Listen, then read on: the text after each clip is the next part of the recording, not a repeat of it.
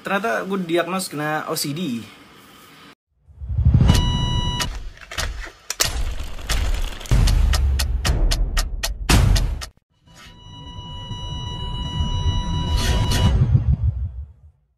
Halo Sobat Sehat semua, Assalamualaikum warahmatullahi wabarakatuh.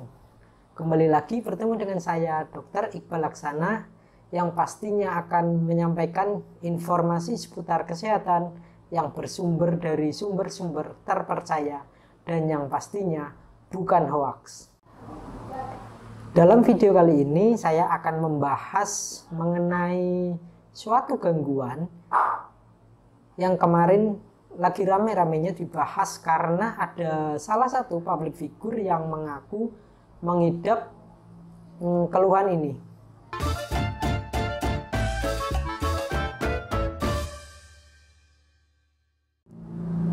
Apa itu OCD?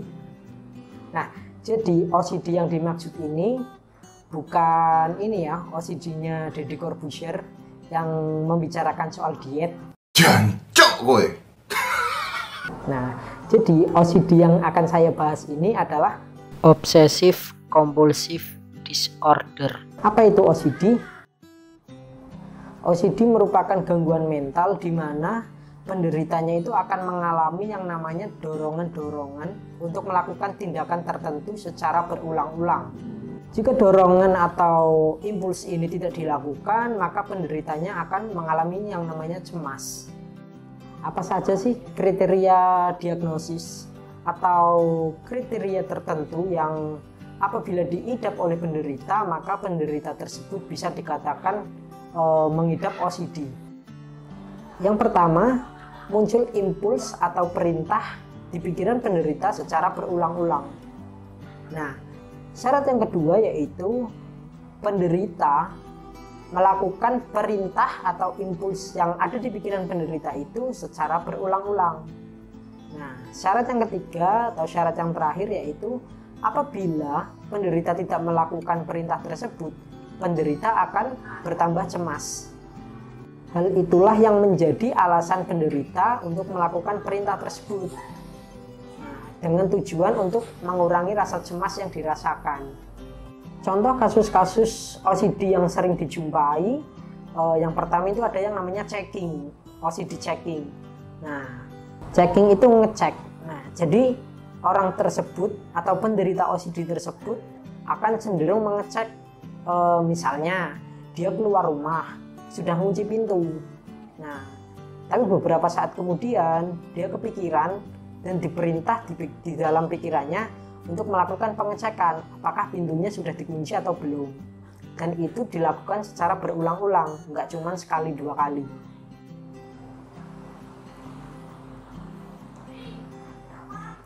Nah, contoh kasus yang kedua yaitu ada yang namanya OCD contamination.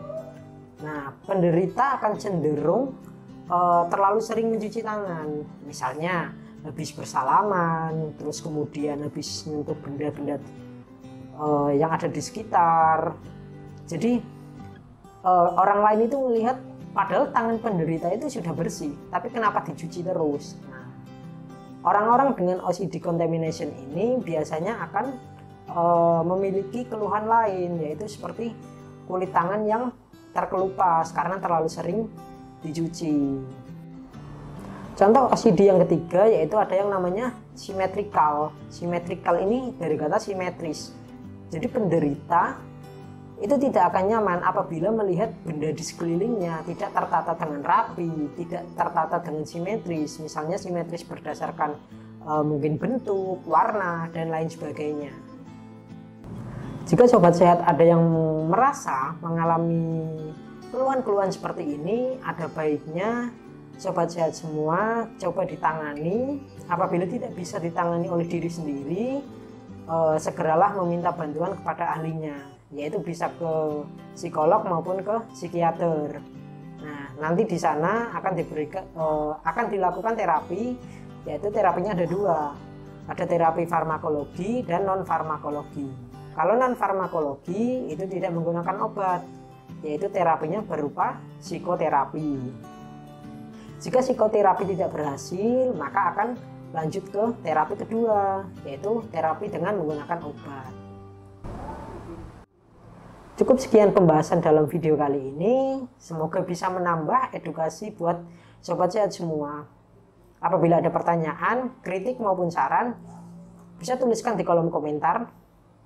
Jangan lupa untuk like, subscribe, dan share video ini kepada teman-teman kita semua. Saya Dr. Iqbal Laksana, pamit undur diri. Terima kasih.